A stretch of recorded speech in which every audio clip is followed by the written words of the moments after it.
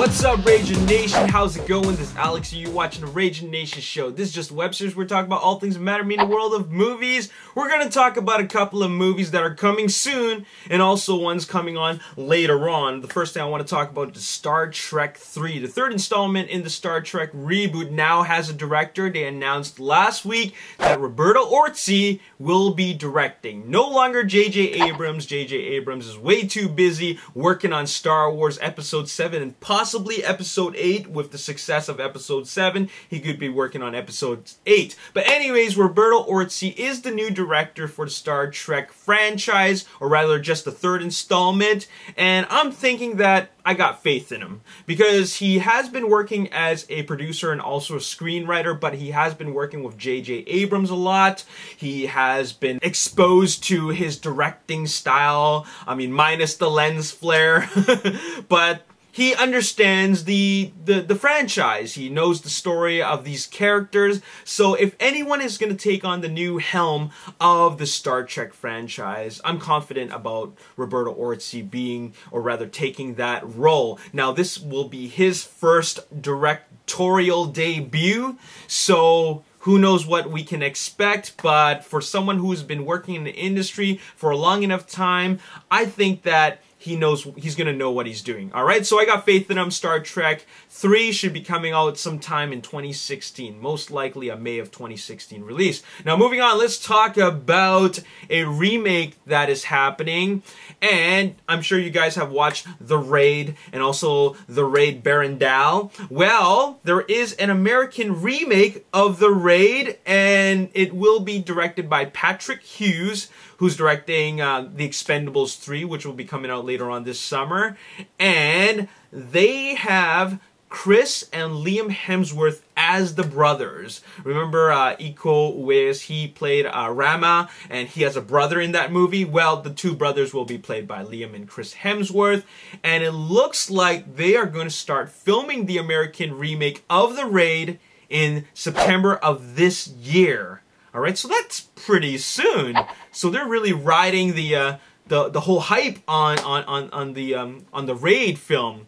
So I'm thinking that the Indonesian Raid Barandal film will probably come out on Blu-ray pretty soon, like in a couple of months. So I think with the hype of the Raid, they want to really cash in on making this remake. So that's going to be pretty interesting. Now, Patrick Hughes decided to comment on the action in the new remake, and that is, we're going to match the action of the original, of course, but also have a really distinct take on it.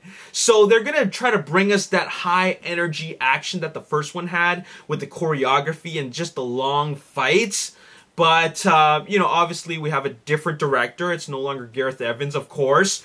Gareth Evans will be serving as a producer, but he's not directing it. It's Patrick Hughes, and I've never seen any of Patrick Hughes' work, but like any other director, they have their own vision, all right? The one thing that I'm hoping for is that they really train those guys hard. Okay, Chris and Liam Hemsworth, they're not fighters, they're actors, right? But with the right amount of training, they can really pull it off, and also get good stunt people. All right, one thing about the Raid films is that the stunts were ridiculous.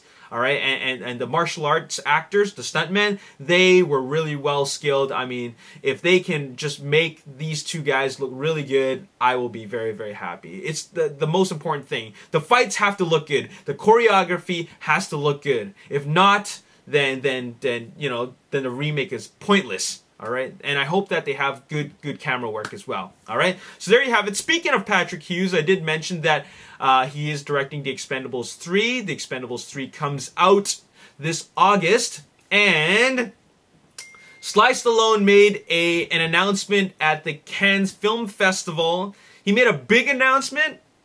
It's not exactly a happy announcement for Expendables fans.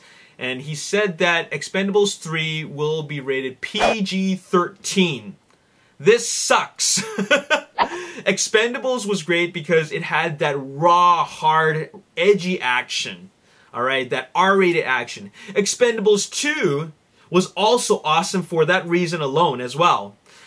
Because you had all these action greats of the 80s, which made a lot of R-rated action films. Now, Chuck Norris was hoping, or rather he wanted a PG-13 rated Expendables 2. It didn't happen. Somehow they convinced him to be in it without making it a PG-13 film. I'm glad they did that. But this time around, they're making it PG-13.